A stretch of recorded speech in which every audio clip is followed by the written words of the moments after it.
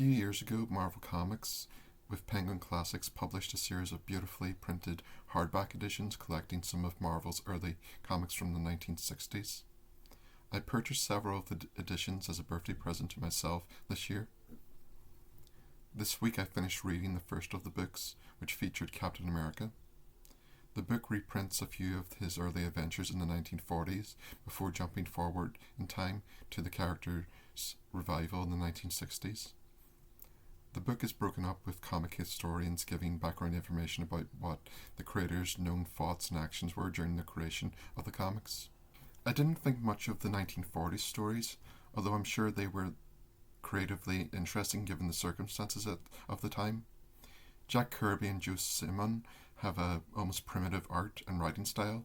As is pointed out in the introduction of the book, Captain America also has a slightly darker personality. On one occasion, he purposely prevents the villain from being saved, which is understandable given that during World War II some creators felt the Nazis and their sympathizers should be given no mercy. The stories really come to life when the book jumps forward in time to Cap's reintroduction in the 1960s.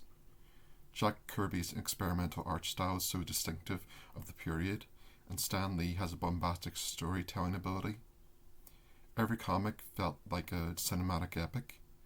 I imagine the comic buyers really got their money's worth when these stories were originally published. Credit should also go to Jim Steranko and John Romita Sr. Both made important artistic contributions to the series. It is just sad that these works appear so briefly in this book.